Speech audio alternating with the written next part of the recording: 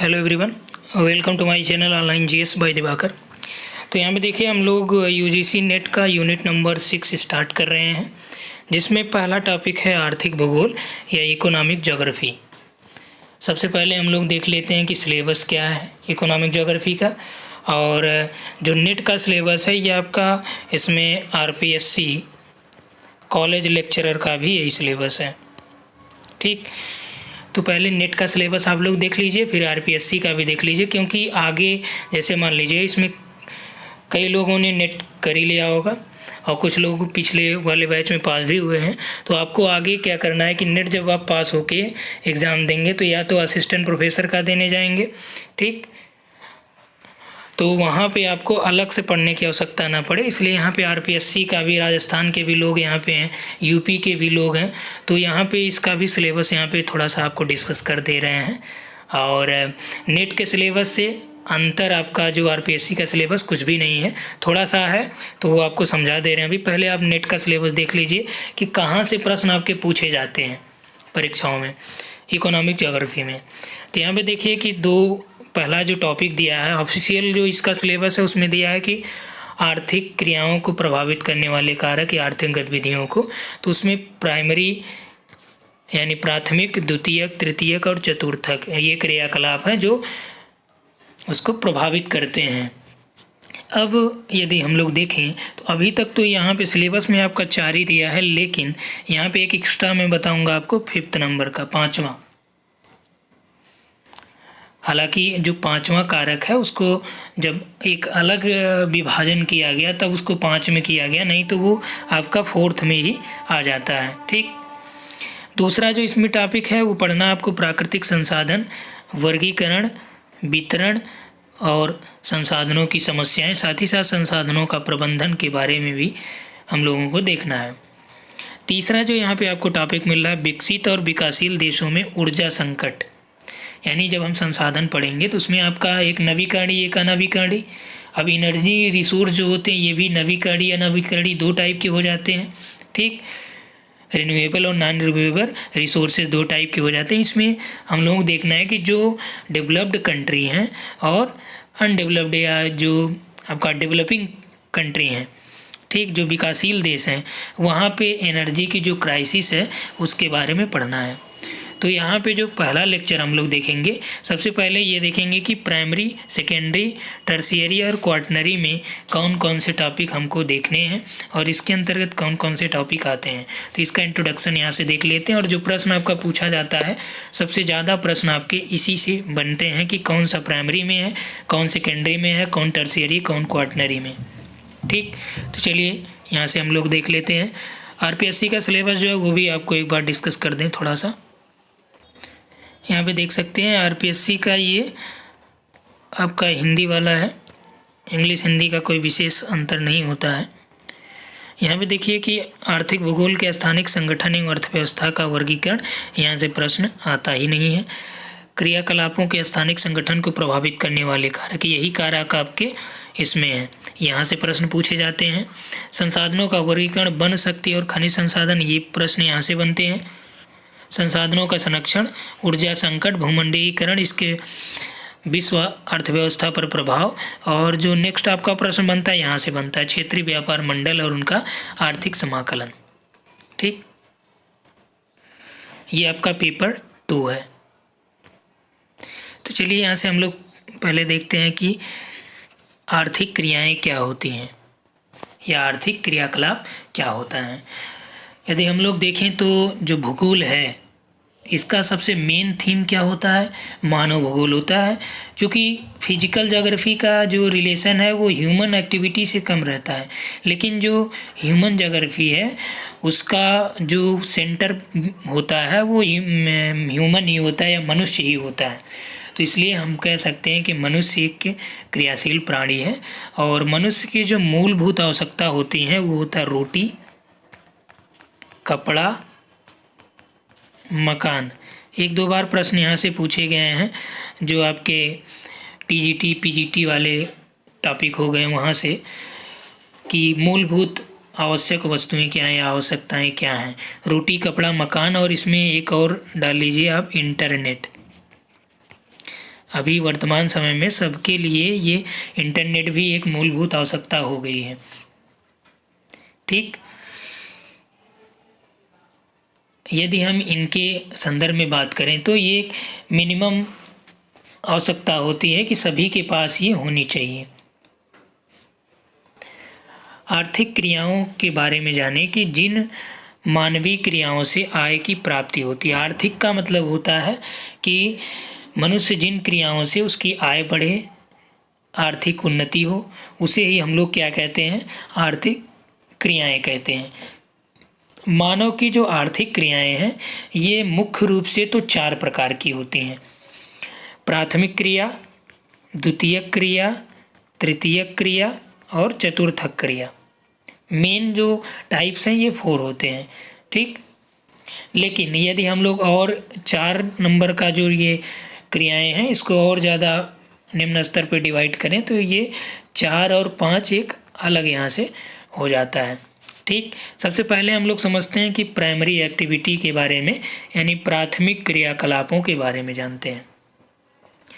प्राथमिक क्रियाकलाप क्या होते हैं, तो इसमें देखिए आपको लिखा गया है यहाँ पे, कृषि या प्राकृतिक संसाधनों का सीधा उपयोग के द्वारा, अर्थात जिन क्रियाओं में मनुष्य प्रकृति के द्वारा प्रदत्त संसाधनों का उपयोग करके अपनी आवश्यकताओं या इच्छाओं की पूर्ति करता है।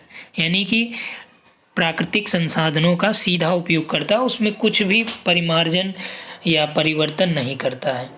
यानी जो संसाधन है, प्राकृतिक संसाधन प्रकृति रूप में, तो उसको सीधा ये उपयोग करता है। यानी कि इसका सीधा संबंध जो है प्राकृतिक वातावरण की दशाओं से होता है, जिसके अंतर्गत हम लोग वनों के संग्रहण को शामिल करते हैं, आखेट को शामिल करते हैं। वनों से संग्रहण यानी कि जो खाने पीने के लिए संग्रह किया जाता है, आखेट हो गया, लकड़ी का काटना हो गया। पशुचारण, मत्स्यन, पशुओं से दूध, मांस, खाल की प्राप्ति, उपजाऊ मैदानी भागों में कृषि करना, वनों से या खानों से खनिज को निकालना। ठीक, तो इसमें जो आपका मेन फैक्टर होता है प्राथमिक क्रियाओं का, वो होता है कृषि या उससे संबंधित जो कार्य होते हैं। ठीक, तो यहाँ से आपको प्रश्न ये कई बार पूछा गया है कि निम्न में से कौन सा प्राथमिक क्रियाओं के अंतर्गत आता है। लकड़ी का काटना भी दिया है, आखेट भी दिया है, वनों से संग्रहण भी दिया है, पशुचारण भी पूछा जाता है। हम लोग क्या करेंगे कि इन सभी का एक एक करके बारी बारी से डिटेल करेंगे। ठीक, पशुचारण को भी, मत्स्यन को भी, पशुओं से दूध की प्राप्ति के मामले में जो डेटा हैं, आंकड़े हैं, उसको देखेंगे। मांस के आयात निर्यात के बारे में जो आंकड़े हैं उसको देखेंगे। उपजाऊ मैदानी भागों में कृषि से संबंधित जो विभिन्न प्रकार की कृषियाँ जो प्रचलित होती हैं उन कृषियों के बारे में देखेंगे, जैसे मिश्रित कृषि हो गया या आपका जो जीवन निर्वाह कृषि होती है, इन सभी के बारे में डिस्कस करेंगे। खानों से खनिज निकालने के लिए जो विभिन्न विधियाँ उपयोग में लाई जाती हैं उसको हम लोग देखेंगे। दूसरा जो क्रियाएं हैं सेकेंडरी एक्टिविटी, इसके अंतर्गत जो मेन फैक्टर है वो होता है उद्योग आता है। तो द्वितीय क्रियाओं का मतलब कि इन क्रियाओं का जो प्रकृति द्वारा प्रदत्त संसाधन होते हैं उनसे सीधा उपयोग तो इसमें नहीं होता है, लेकिन इसका जो प्राथमिक क्रियाओं से प्राप्त पदार्थ होते हैं उनका परिष्करण करके या उसमें परिवर्तन करके इसका उपयोग किया जाता है। ठीक, या उन्हें साफ करके, उन्हें परिष्कृत करके, परिवर्तित करके उपयोग में लाया जाता है।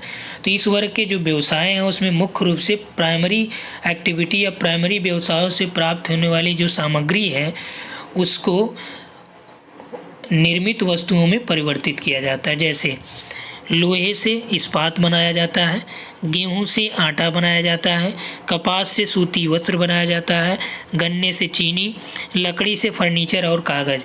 अब ये क्या हो गया, ये सेकेंडरी एक्टिविटी में आ गया, यानी द्वितीय क्रियाकलापों में आ गए। ये आपका प्राइमरी में आ गया।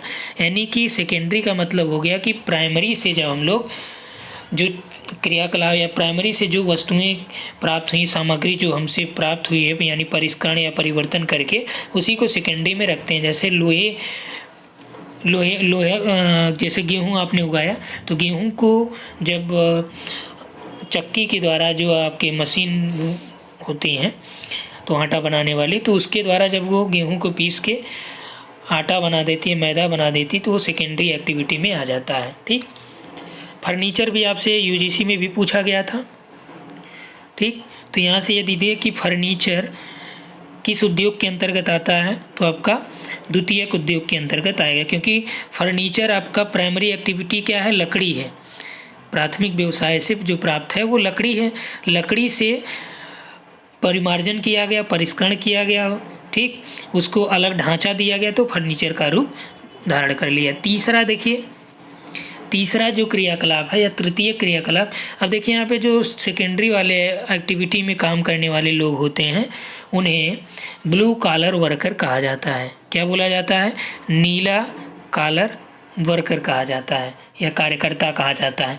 प्राइमरी वाले को रेड कॉलर या लाल कॉलर वर्कर कहा जाता है। ठीक, तृतीयक में आते हैं हम लोग, जो टर्शियरी एक्टिविटी है, तो तृतीयक क्रियाकलापों में किसी विशेष समुदायों को दी जाने वाली व्यक्तिगत या व्यावसायिक सेवाएं सम्मिलित होती हैं, यानी कि इसे सेवा श्रेणी भी कहा जाता है, क्योंकि विशेष रूप से इसमें जो सेवाएं होती हैं या सर्विस सेक्टर को इसमें शामिल किया जाता है। यानी कि तृतीयक जो क्रियाकलाप या टर्शियरी जो एक्टिविटी होती हैं उसमें सर्विस सेक्टर को इन्वॉल्व किया जाता है, जिसके अंतर्गत हम लोग पढ़ते हैं यातायात, संचार सेवाएं, व्यापार हो गया यानी ट्रेड हो गया, कम्युनिकेशन हो गया, और आपका जो ट्रांसपोर्टेशन हो गया, साथ ही साथ जो हेल्थ, एजुकेशन और एडमिनिस्ट्रेटिव सर्विसेज आपका टर्शियरी एक्टिविटी में शामिल की जाती हैं। तो इसमें वस्तुओं का नहीं बल्कि सेवाओं का उत्पादन किया जाता है, यानी कि एक प्रकार से इसमें सर्विस का प्रोडक्शन होता है। अब तक आपने सेकेंडरी में वस्तुओं का उत्पादन देखा, फर्स्ट में भी वस्तु देखा, लेकिन तृतीयक में क्या होता है, उसमें जो सेवाएं हैं उसका उत्पादन देखने को मिलता है।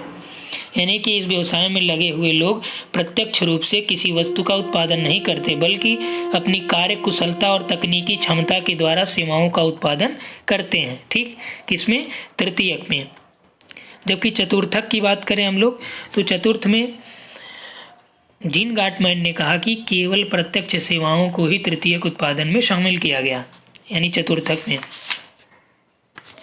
जीन गार्टमैन ने क्या बोला कि तृतीयक में जो है जीन गार्टमैन ने बोला कि केवल जो सेवा है, प्रत्यक्ष सेवा है, यही होगा, जबकि अप्रत्यक्ष सेवा को चतुर्थ व्यवसाय में शामिल किया जाएगा। ये जीन गार्टमैन था। ये अब स्टेटमेंट आपसे पूछा भी जा सकता है कि किसने कहा कि केवल प्रत्यक्ष सेवा तृतीयक में होगा जबकि अप्रत्यक्ष सेवा को चतुर्थ व्यवसाय में शामिल किया जाएगा। किसका स्टेटमेंट है, जीन गार्टमैन का है। ठीक, इन्होंने अप्रत्यक्ष सेवाओं को क्वाटरनरी एक्टिविटी में शामिल किया, जिसमें रिसर्च हो गया, नेतागिरी यानी जो नेता वगैरह हैं वो इसमें आएंगे, शिक्षक, देखिए शिक्षा आपका क्या हो जाएगा, तृतीय क्रियाकलाप में, जबकि शिक्षक किस में आएंगे, चतुर्थ में आएंगे, लेखक चतुर्थ में आएंगे, नेता चतुर्थ में आएंगे, प्रबंधक चतुर्थ में आएंगे, पुलिसकर्मी चतुर्थ में आएंगे, संगीतकार, कलाकार, ये सभी किस में आएंगे, जो चतुर्थ यानी क्वाटरनरी एक्टिविटी है उसमें आएंगे। ठीक, या मान लीजिए वैज्ञानिक इसमें आएंगे। ठीक, अनुसंधानकर्ता आ जाएंगे। तो ये चतुर्थक में यानी शिक्षण या शिक्षा तृतीयक चतुर्थक में है, जबकि शिक्षक आपका तृतीयक में क्या है, शिक्षा है। ठीक, चतुर्थक में शिक्षक हैं, तृतीयक को बोलते हैं गुलाबी कॉलर, चतुर्थक को क्या बोलते हैं, सफ़ेद कॉलर वर्कर, यानी सफ़ेद कॉलर जो कार्यकर्ता होते हैं। ठीक, तो ये 4 एक्टिविटी वाले हो गए। अब यहाँ पे अलग अलग नाम दिया गया है। ठीक, प्राइमरी एक्टिविटी को लाल कॉलर, द्वितीयक को नीला, तृतीयक में जो काम करते हैं गुलाबी, चतुर्थक में सफ़ेद कॉलर। अब पांचवा जो एक्टिविटी होती है यानी क्वाटरनरी एक्टिविटी, इसमें कभी कभी एक विशेष प्रकार की क्रियाओं को मान्यता दी जाती है, जिसमें क्या होता है कि बहुत जो बिजी लोग होते हैं इसमें वो उनको शामिल किया जाता है। उनकी संख्या फ़िलहाल इसमें कम होती है। 5वें जो प्रकार की क्रियाएँ होती हैं इसमें सरकारी और गैर सरकारी दोनों सेवाओं में जो लगे हुए, जैसे सचिव स्तर के लोग हैं या उच्च कोटि के जो सरकारी अधिकारी हैं या किसी कंपनी का जो मैनेजर है, हेड, या किसी रिसर्च इंस्टीट्यूट का हेड है, ठीक, या कानूनी सलाहकार, कानूनी अधिकारी, इन सभी को पाँचवीं जो एक्टिविटी है उसमें शामिल किया जाता है। हालांकि चौथी और पाँचवीं एक ही होता है, लेकिन जब आपसे पूछा जाए कि गोल्ड कॉलर वर्कर किसके श्रेणी में आते हैं और ऑप्शन आपसे दे दे कि पंचम क्रियाएं, तो आप ये मत याद करिएगा कि चतुर्थक भी हमने बताया था, लेकिन हमने यहाँ पे आपको चतुर्थक पंचम दोनों बता रहे हैं, क्योंकि जब आपसे प्रश्न पूछ दिया और ऑप्शन में दे दिया पंचम तो आप पंचम लगाएंगे। पंचम न देखे यदि दे दे कि उच्च कोटि के अधिकारी या प्रबंधक किस श्रेणी में आते हैं और पांचवा ये न बनाए रहे, फर्स्ट बनाए, सेकंड बनाए, थर्ड बनाए, फोर्थ बनाए, तब आपको किस में लगाना है, फोर्थ पे लगाना है, ठीक। तो इसमें इतना ही देखेंगे, ये पहला लेक्चर था। इसके बाद हम लोग प्राइमरी एक्टिविटी को डिटेल में करेंगे, सेकेंडरी को करेंगे, टर्शियरी को करेंगे, क्वाटनरी को करेंगे, ठीक। Thanks for watching.